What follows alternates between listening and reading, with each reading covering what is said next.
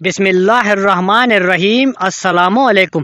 حضرت جابر بن عبداللہ انصاری رضی اللہ عنہ کی روایت ہے کہ ایک انصاری نوجوان نے اسلام قبول کیا جس کا نام ثعلبہ بن عبد الرحمن تھا۔ یہ نوجوان رسول اللہ صلی اللہ علیہ وسلم کی خدمت میں کیا کرتا تھا۔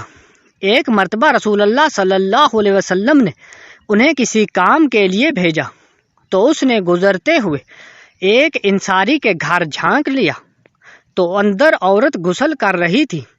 اب اس نوجوان کو بہت خوف لاحق ہوا کہ کہیں ایسا نہ ہو کہ میری اس حرکت کی رسول اللہ صلی اللہ علیہ وسلم کو بذریعہ وحی اطلاع ہو، لہذا خوف اور شرمندگی کے باعث وہ واپس بارگاہ رسالت میں حاضر نہ ہوا اور وہاں سے بھاگ کر مدینے کے پہاڑوں میں جا کر چھپ گیا۔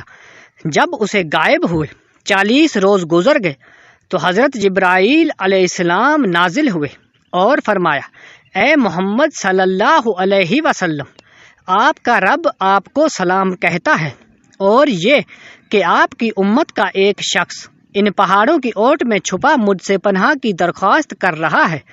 رسول اللہ صلی اللہ علیہ وسلم نے حضرت عمر فاروق رضی اللہ عنہ اور حضرت سلمان فارسی رضی اللہ عنہ سے فرمایا کہ تم دونوں جاؤ اور اس نوجوان ثعلبہ کو تلاش کر کے میرے پاس لاؤ۔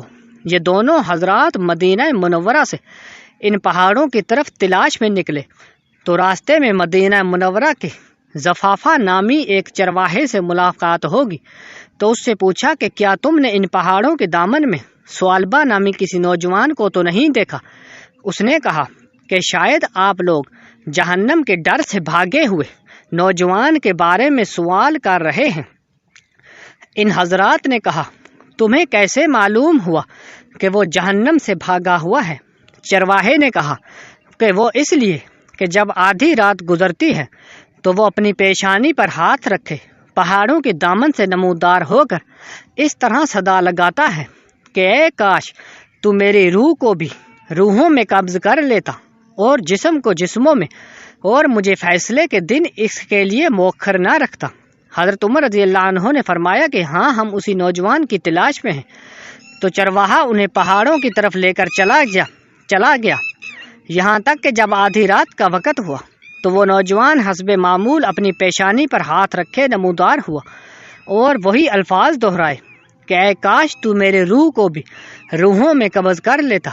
اس دوران حضرت عمر رضی اللہ عنہ نے جھپٹ کر اسے گود میں اٹھا لیا تو اس نے پوچھا کہ رسول اللہ صلی اللہ علیہ وسلم کو میرے گناہ کے بارے میں معلوم پڑ گیا ہے؟ فرمایا، یہ تو مجھے معلوم نہیں، البتہ کل شام آپ صلی اللہ علیہ وسلم نے تمہیں یاد کیا، پھر مجھے اور سلمان کو تمہاری تلاش میں بھیج دیا کہ جاؤ ثعلبہ کو ڈھونڈ کر لاؤ۔ اس نے کہا کہ پھر ایسا کرو، مجھے اس وقت بارگاہ اقدس میں لے کر چلو جب آپ صلی اللہ علیہ وسلم نماز پڑھ رہے ہیں۔ حضرت عمر اور سلمان فارسی اس کو ساتھ لے کر چلے اور پیچھے صف میں کھڑا کر دیا۔ ثعلبہ نے جب حالت نماز میں رسول اللہ صلی اللہ علیہ وسلم کی تلاوت سنی تو بے ہوش ہو کر گر پڑا۔ اس سلام کے بعد جب رسول اللہ صلی اللہ علیہ وسلم نے ان حضرات سے ثعلبہ کے بارے میں پوچھا تو عرض کیا، یا رسول اللہ صلی اللہ علیہ وسلم، یہ رہا ثعلبہ۔ رسول اللہ صلی اللہ علیہ وسلم نے اسے ہلایا تو وہ ہوش میں آ گیا۔ آپ نے فرمایا، تجھے کس چیز نے مجھ سے غائب کر دیا تھا؟ عرض کیا، میرے گناہ نے۔ یا رسول اللہ صلی اللہ علیہ وسلم، آپ نے اسے تسلی دی اور اسے اپنے گھر جانے کا حکم فرمایا، جس کے بعد یہ نوجوان 8 روز تک بیمار پڑا رہا۔ اطلاع ملنے پر حضرت سلمان فارسی رضی اللہ عنہ بارگاہ رسالت میں حاضر ہو کر عرض گزار ہوئے کہ احساس گناہ نے ثعلبہ کو بیمار کر ڈالا۔ رسول اللہ صلی اللہ علیہ وسلم نے فرمایا، چلو ابھی ثعلبہ کی عیادت کریں۔ آپ صلی اللہ علیہ وسلم اس کے پاس تشریف لائے اور اس کا سر اپنی گود میں لے لیا۔ پھر فرمایا، اس وقت تم کیا محسوس کرتے ہو؟ اس نے فرمایا، یا رسول اللہ صلی اللہ علیہ وسلم، مجھے ایسا محسوس ہوتا ہے کہ میرے جسم کا گوشت میری کھال اور ہڈیوں کو چیونٹیوں سے کاٹ رہی ہیں۔ آپ صلی اللہ علیہ وسلم نے فرمایا، کوئی خواہش ہو تو کہو۔ ثعلبہ نے کہا، میرے رب کی طرف سے مغفرت کا پروانہ اور بس۔ حضرت جبرائیل علیہ السلام نے نزول فرمایا اور فرمایا اگر یہ بندہ زمین کی مقدار گناہ کرتا تو اللہ اس مقدار میں اپنی رحمت اور مغفرت کے ساتھ اس کا استقبال کرتا۔ جب رسول اللہ صلی اللہ علیہ وسلم نے ثعلبہ کو اللہ کا یہ پیغام دیا تو اس نے ایک چیخ کے ساتھ جان دے دی۔ رسول اللہ صلی اللہ علیہ وسلم نے ثعلبہ کی تجزیہ و تکفین کا حکم فرمایا اور نماز جنازہ کے بعد اسے لے کر نکلے۔ ہم نے دیکھا کہ رسول اللہ صلی اللہ علیہ وسلم چلتے ہوئے انتہائی احتیاط کے ساتھ پورا پاؤں زمین پر رکھنے کی بجائے پنجوں کے بل چل رہے تھے۔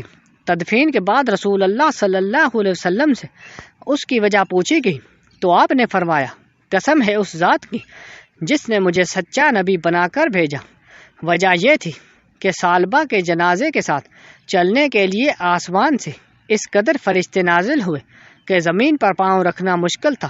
سبحان اللہ۔